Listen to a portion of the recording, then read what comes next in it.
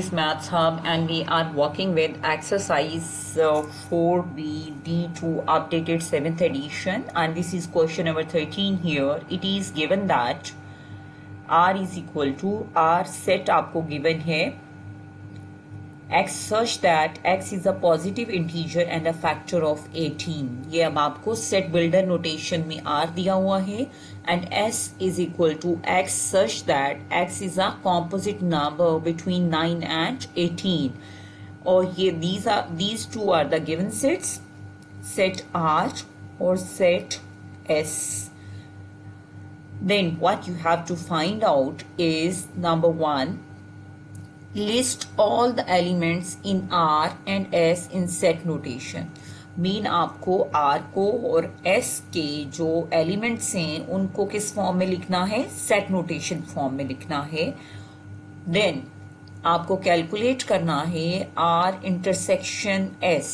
तो ये जो सिंबल होगा ये किसको रिप्रेजेंट करेगा, सेट्स में इंटरसेक्शन को. This is intersection, the common area of R and S को intersection represent करेगा.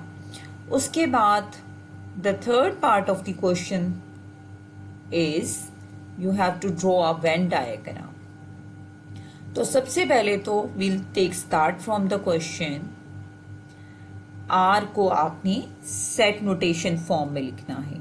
तो R क्या है, x such that x is a positive integer and a factor of 18. Positive integer भी होगा और फैक्टर भी होगा 18 का. तो यहाँ पे आपने वो तमाम इंटीजर्स लिस्ट कर देने हैं, पॉजिटिव इंटीजर्स जो 18 को डिवाइड करते हैं.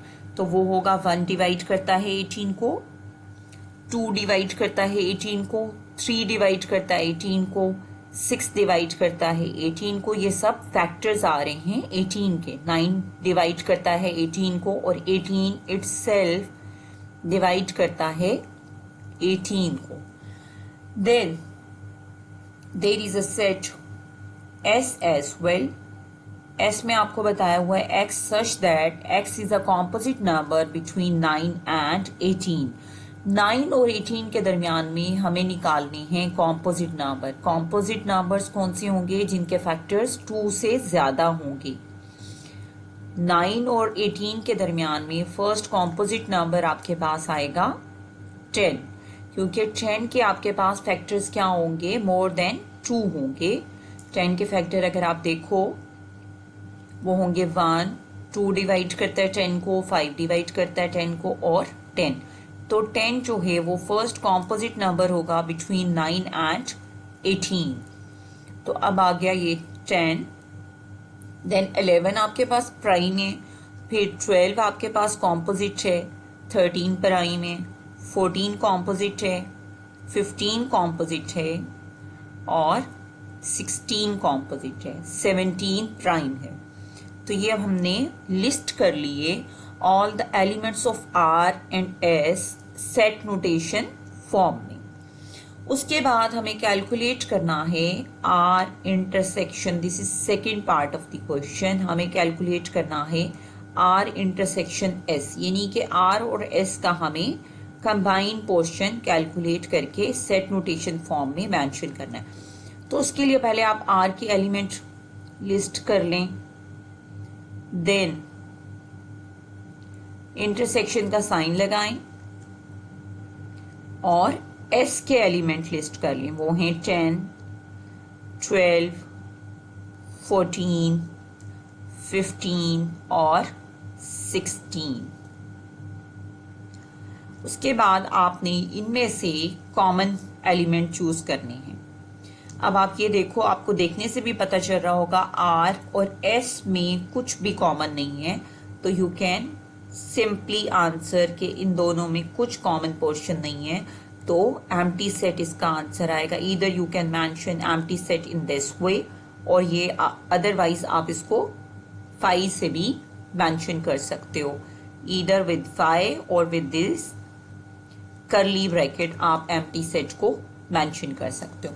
फिर उसके बाद this is the second part of the question which we done.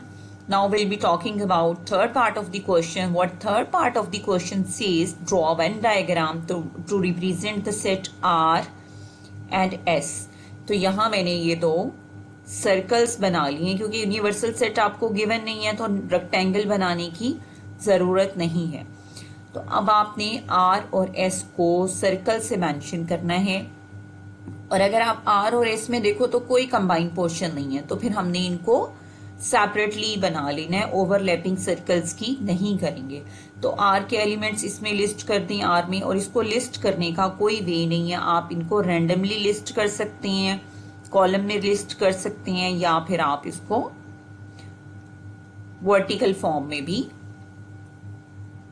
List कर सकते हैं. तो इसके एलिमेंट्स है 1 2 3 6 9 एंड 18. 9 यहां लिख दिया, 18 यहां लिख दिया, तो आप रैंडमली कहीं भी लिख सकते हो in the circle.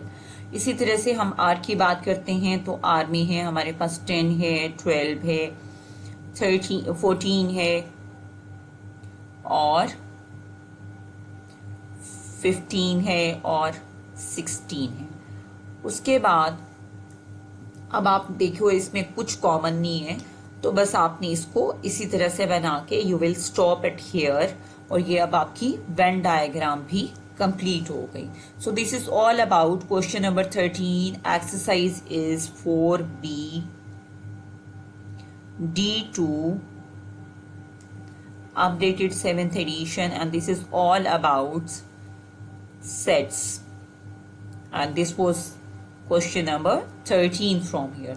So thank you very much. Do subscribe the channel as well so that many of the students can see the solution. Thank you.